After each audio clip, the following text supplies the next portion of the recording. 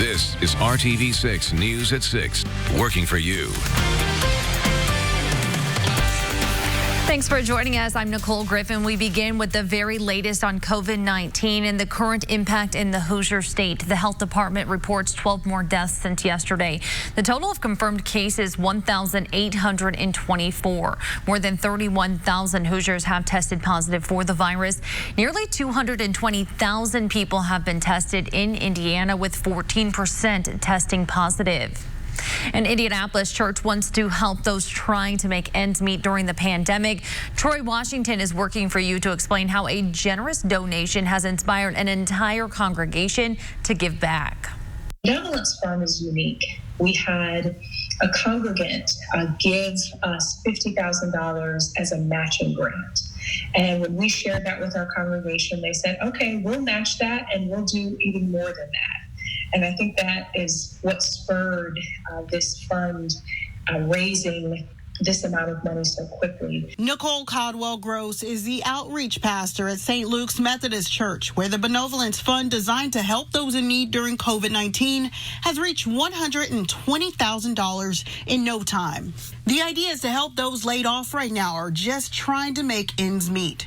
People who need help with utility bills and rental assistance and child care and even food, we've been able to help them meet those needs. Since churches haven't been able to gather in person for weeks because of the COVID-19 pandemic, this pastor wants to make sure that people who need their help know just where to go. One, I will say this whenever I am asked, the church is not a building. The church is a group of people helping others find and give hope through Jesus Christ. And so in that sense, St. Luke's has been and will always be open. And that's not a slogan for us. That is how we live as a community of Christians. They're hoping to be the place people turn when they think they have no place to turn. Working for you, Troy Washington, RTV6. Troy, thank you. If you are in need, we will have details on the RTV6 app with how you can get connected to the church. Today was supposed to be the 104th running of the Indy 500, but because of the pandemic, the race is postponed until August. But that did not stop race fans from visiting Speedway today. We wanted to see what was going on in the area despite the race being canceled and the stands being empty, and people were still gathering in and around the track. Fans say they just wanted to take in the atmosphere of the track despite the race being postponed. Well, it is officially race day, and I never had a bad time out here, so I thought it would be a good place to come to. We've been listening to an old broadcast of the race and just enjoying the ambiance. This would have been my 36th straight race, but it's just the atmosphere, the history. It really takes my breath away. Well, the campaign, It's Still May in Speedway, does encourage people to still visit the area this entire month. Several businesses in Speedway were open today, serving lunch to those who are spending their Memorial Day weekend in the area. The COVID-19 pandemic has been especially hard on small businesses, as many were forced to shut down or close inside dining. But here in Indianapolis, Verizon Wireless is helping with its COVID Small Business Relief Fund. The fund aims to help small, minority, and women-run businesses. In the second round of grant recipients just announced, Lick Ice Cream in the Circle City Industrial Complex was chosen to receive $10,000. The store is owned by two sisters. Their focus is on local fruit, herb, and spice-infused ice cream. The more they said, okay, now you're on to the second step, now you're on to the third step, it got really exciting. And I was like, wow, we're actually going to get this. With the grant money, they plan to hire another employee and open their new location at the Coca-Cola bottling plant. A total of 750 small businesses nationwide who have limited access to financial resources will receive grants from Verizon and nonprofit impact lists. I talked to a Verizon Wireless spokeswoman about why they want to help small businesses. Small businesses are just so critical to our communities. They provide goods and services across the board that we all use in our daily lives. And I think the crisis has really put a spotlight on the importance of those businesses as we see them not being able to provide those services in some cases now, as businesses worry if they'll be able to reopen when we come out on the other side of the pandemic. The grant money is meant to give businesses a boost to try to ride through this crisis. Verizon hopes it helps them stay open, support their families, their staff, and their communities. As part of stage 3 of the state's Back on Track plan, gyms and fitness centers in most counties can reopen with social distancing procedures. Eat the Frog Fitness in Carmel opened its doors today. The gym was founded by two-time Olympian Brian Clay and Joe Culver. We visited Eat the Frog today to see what precautions they are taking to keep everyone safe. When you walk in the doors, they are wide open. Temperatures will be taken and you will be screened before going through a hands-free check-in process. First of all, it's about safety, the safety and well-being of all of our members and all of our staff. So for starters, we're opening today with a 25% capacity. And this is basically to allow enough physical separations between members during classes, allow that social distancing to happen. It is different once you get into the studio and you have me as a coach, motivating you and pushing you a little more than you probably would on your own. But I think it's just going to take, just like anything else, a week or two to get people back into the routine, back into lifting weights, heavier weights than what they traditionally have. They'll work the soreness out and we'll be back into the groove in no time. Inside the studio, since they are operating only at 25% capacity, spots are marked on the floor, each one separated by 6 feet. The Indianapolis Mass Ave Fitness Center will eventually reopen once Mayor Hogshead allows gyms and fitness centers to open in stage 3. Now to your Storm Team 6 forecast. Meteorologist Kyle Mounds joining us. Kyle, what a beautiful Sunday so far. Yeah, it's been a warm one, Nicole. Easy to break a sweat out there. We had just a couple of isolated downpours this afternoon, but Storm Team 6 radar is showing that we've actually got more of a line of storms coming together, moving towards Sullivan and into the Terre Haute areas. Not expecting any severe weather here, but certainly some heavy rainfall, some frequent lightning as that continues to lift to the northeast. Also, a couple of those isolated downpours around portions of Lawrence, Jackson, and Jennings counties this evening. We don't have rain downtown. We've got some toasty temperatures. It is 85 degrees, but look at that dew point, 70 degrees. So you factor that in, and we've got that heat index. In some locations, it does feel like we are in the lower 90s. We'll look ahead to your Memorial Day and some more rain chances in the forecast in just a few minutes. Kyle, thank you. A man who was shot at an apartment complex on the northwest side has died. Metro police officers were called to the 5200 block of Pine Brook Drive yesterday just before 5 p.m. The apartment complex is located near West 52nd Street and Georgetown Road. The victim was taken to the hospital in critical condition, but later died from his injuries. Police have not released the man's name nor any other details on a motive or possible suspect. There is a vigil tomorrow for 3 teens struck and killed by a vehicle on Saturday. It happened early Saturday morning near 38th and Kessler. Police say 3 cars were in a chain reaction crash and one of the cars hit the teens. The tragedy has prompted the pastor of a nearby church to renew his call for sidewalks in that area to keep pedestrians from walking along the side of the street. Pastor David Green will host a community prayer at his church, Purpose of Life Ministries, tomorrow morning at 10 a.m. Memorial Day is about remembering the fallen with ceremonies at national cemeteries, but this year is different. Coming up, how the pandemic has forced Americans to find new ways to honor those who died defending our country. Store ever, the hunt is over. This is RTV6 News at 6, working for you. Social distancing was out of the window at a holiday pool party in Missouri. This video shows a crowd of people packing a swimming pool near the Lake of the Ozarks on Saturday. Missouri's reopening plan announced earlier this month says that social distancing is still a must. Coronavirus does not spread in water, but staying 6 feet apart is important at pools because swimmers don't wear face masks. In neighboring Arkansas, several people contracted the coronavirus after going to a high school pool party. President Trump headed out to play golf today. He has called on states to reopen places of worship immediately. That has garnered praise from some, but others are urging caution. Rather than rushing back into a building, I think we need to take into account all of the factors: medical, social, economic. The CDC recently posted a graphic on Twitter showing how 2 people with the virus infected at least 35 others at a church gathering in Arkansas back in March. The coronavirus pandemic has changed the way many Americans are remembering the servicemen and women we have lost. Many Memorial Day events are now taking place virtually. Here's ABC's Andrew Dimbert with the details.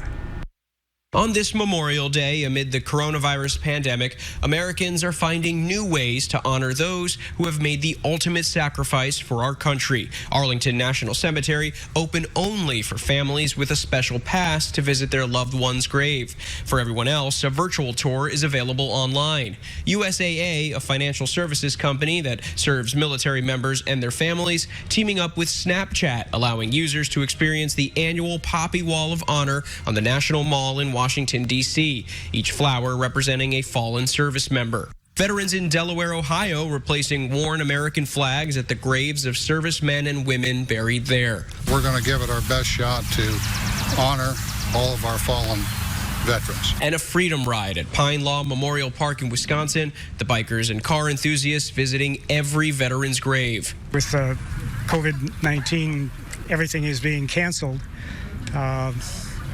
Not to show any kind of respect to our fallen brothers and sisters is not the right thing to do. Bonnie Carroll, military widow and founder of Tragedy Assistance Program for Survivors, known as TAPS, is keeping the organization's annual Survivor Seminar going this year. So what we've done is we've shifted it all to a virtual platform, and even right down to our family program, folks are coming together online and connecting. There's a big white house, it's on it. And the nation's annual Memorial Day concert from Washington, D.C., much of it recorded on the west lawn of the Capitol as usual, but this year without an audience. NFL player and National Guardsman Ben Garland urging everyone to remember the true meaning of the holiday. I think just encourage everybody to take a moment this Memorial Day to stop. Remember somebody who's lost, maybe learn about some of the stories of those who gave their lives. Andrew Dimbert, ABC News, Washington, D.C. Andrew, thank you. Here's another sign of the economic impact of the pandemic. More than 1.5 million Americans didn't pay their mortgages last month. That number includes borrowers who are on a forbearance plan. The delinquency rate for April is 6.4%, which is double March's rate and the biggest month-to-month increase ever. Economists say we could see similar numbers next month. A warning tonight from the CDC. Aggressive mice and rats could be a problem due to the coronavirus pandemic. The agency says community-wide restaurant closures are leading to a decrease in food available to rodents, which is what they primarily rely on. And some areas have reported an increase in rodent activity as rodents search for new sources of food. The CDC says during these times, it is important to continue to practice safe rodent control, like removing food sources, water, and shelter for rodents. Other practices include getting rid of garbage frequently and thoroughly cleaning areas with signs of rodent activity. Have you ghosted your Netflix account? Well, soon the subscription service might be giving you the old "it's not you, it's me" line. Netflix says it will start asking its inactive users if they want to keep their membership. If they don't want it or if they don't respond, the company will automatically cancel their service. Netflix officials say it's an effort to prevent people from paying for something that they are not using. Netflix will start sending out emails or in-app notifications starting this week. Let's get another check of your forecast now with Kyle. And Nicole, today our warmest so far this year. The temperature's really taking off this afternoon, making it to 85 degrees in Indianapolis. And that's where we sit right now, as we haven't had any rain in the area. And again, for most areas, I think we are going to stay dry this evening. Your temperature 85 as well, with some sunshine in Kokomo, Bloomington at 84. Fortunately, we've got at least a little bit of a breeze out there, but you can see where we've got that complex of thunderstorms. Could have some penny-sized hail, possibly some wind gusts around 40 miles per hour with these storms approaching Terre Haute, moving through Sullivan County and also just to the west of Bloomfield. They're generally lifting toward the north and northeast. Things are going to be a lot more spotty as we work our way east across central Indiana, but still could have a few of those downpours for you around Nashville and Columbus as we go through the next couple of hours. And TrueCast shows that lifting through. Much of the activity, though, near the Illinois-Indiana state line, and as we get into the overnight, things will quiet down for us once again. It's going to stay warm. Our weather pattern really not changing here the next couple couple of days. So tonight, 67 with those partly cloudy skies. Your Memorial Day forecast, pretty similar to today. We may have a little more rain coverage going into the afternoon, but those temperatures already middle 80s at noon, 87 for that afternoon high. And again, maybe a little bit of rain-cooled air as we get into the afternoon, but temperatures still, I think, will make it close to 90 degrees again in a couple of spots like Terre Haute and Columbus at 88. So if you are going to be heading off to some water areas as we go into our Monday, keep in mind you're going to need the sunscreen. The UV index running very high, but also check out that water temperature at Morse Reservoir, just 66 degrees, because we haven't been warm for very long, so that water is still very chilly out there. As far as the rain chances, we take you through TrueCast on your Memorial Day, and you notice even through 2 o'clock in the afternoon, things are fairly quiet. But as we get to around 5 o'clock in the afternoon, we start to see a few more of those thunderstorms. Again, some gusty winds, possibly some hail, but severe weather not anticipated. It's really driven by that heating of the afternoon for us. And we are going to keep those rain chances. They gradually start to ramp up here as the week goes along. By Thursday and Friday, we're going to have rain and thunderstorms likely across the area. 7-day planning forecast shows that the warm air is going to be sticking around for the next several days. We got highs in the middle 80s right on into Wednesday. Then with increasing rain chances, the temperatures come down a little bit and a little more seasonal as we look ahead to next weekend. We've got temperatures, Nicole, that will be back into the lower and middle 70s, and we'll finally get a break in that humidity as well. Looks good, Kyle. Thank you so much. Well, serving up good times one pint at a time. One of the area's original craft breweries has a fresh look to their dining room, and now they are welcoming customers back inside. Coming up, see how Greenwood's Oak and Barrel is giving back in a big way. Victoria Sparks, and I approve this message. As dining rooms open at restaurants all over the area, many people are ready to head back out for dinner and perhaps a good beer to go with it. One place that has some of the best of both is down in Greenwood. Our Brad Brown shows us they've been brewing up success for a long time. Down in Greenwood, the OB is one of the OGs of Indiana's craft brewing industry. You know, when this first happened, my brewers were skeptical how much beer they need to brew. Then 2 weeks into it, they were scurrying to make a bunch more beer because we were going through so fast. Oak and Barrel was able to make the quick adjustment to carry out service only. Now they're welcoming customers back into their dining room, and the vibe is coming back as well. They're happy. They want to drink beer, and it makes me happy. You know, it's nice to see kind of somewhat of the normalcy, the noise level and the sights of people drinking beer and acting normal is a great feeling. For more than 25 years, Oak and Barrel has been brewing up some of Indiana's best beers. Owner Quan Casey and his staff were able to weather through the past 8 weeks. We've done some great marketing, and our regular customers appreciate it. And they come get their growler and 6-packs, and people have been buying kegs and stuff, so we've been good. The Oak and Barrel team is also giving back to those working on the front lines. Quan has a personal connection, and his generosity has spread throughout the Greenwood community. I have a daughter who's a nurse at a hospital in Texas. And I don't know what she's going through with ICU units. And I have such a close ties with a Franciscan hospital here in Indy. And I wanted to do something for the nurses. And that kind of started a chain reaction. Other business people say, hey, I'm helping you, I'm helping the nurses. Let me pay for next meal. So we've been doing a lot of meals. The suds and the smiles are coming back. Hopefully a little more with each week ahead. I emphasize to my staff and my customers, you know, it's baby steps. We don't want to mess it up. We want to keep the numbers flat and going down so we can continue doing this until we get back to fully, you know, open 100%. Working for you in Greenwood, Brad Brown, RTV6. See you in person this weekend. Freshman year felt like it was yesterday. We were on the home stretch. 4 more years and we would be done. Now it is our senior year, and because of a virus, many of the things we've looked forward to will never come. We've had a lot of our best memories stripped from us. To the class of 2020, we are strong, and we will get through this. Well, that is a video created by a group of best friends, seniors at Hagerstown Senior High School. This video is for their student-run newscast, a tribute to the seniors despite everything they have gone through the last few months. I don't want our class, all of the 13 years from K through 12 of schooling we've had, to be defined by one virus that kind of hits us at the wrong time. I don't want that to be what we're remembered by. But also, at the very end of the video, we have a guy that picks up the tape again in the very last frame. And you can take from that too as well. Like, the meaning of high school for all of us is different, and people have different stories that they want to remember or want to tell. Well, the video features all 84 seniors, and we want to send a big congratulations out to them. Kyle.